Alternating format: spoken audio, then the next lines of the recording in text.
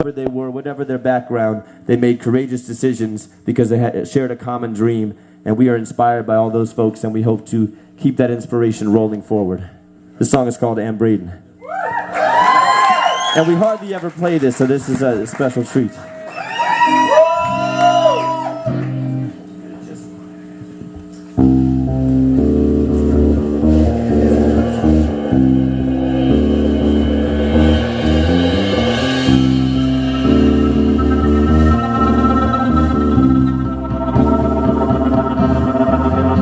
Cover of the faces in Sunday song to the hatred that raised all the youngsters on. Once upon a time in this country long ago, she knew there was something wrong because the song said yellow, red, black, and white. Everyone fresh is in the path of Christ. But what about the daughter of the woman cleaning their house? Wasn't she a child that we're singing about? And if Jesus loves us black and white skin, why didn't her white mother invite them in? When did it become a room for no blacks to step in? How did she already know not to ask the question?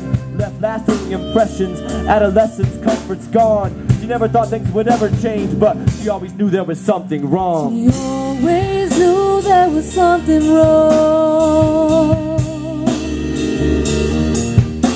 She always knew there was something wrong. Years later, she found herself Mississippi bound to help stop the legalized lynching of Mr. Willie McGee, but they couldn't stop it. So they thought that they'd talk to the governor about what happened and say, we're tired of being used as an excuse to kill black men. But the cops wouldn't let them pass, and these women, they struck them as uppity. So they hauled them all up to jail, and they called it protective custody. Then from her cell she heard her jailers grumbling about outsiders. When she called them out and said she was from the South, they shouted, why is a nice Southern lady making trouble for the governor? She said, I guess I'm not your type of lady, and I guess I'm not your type of Southerner. But before you call me traitor, well, it's plain as just to say I was a child in Mississippi, but I'm ashamed of it today. She always knew there was something wrong. She always knew there was something wrong. She always knew there was something wrong.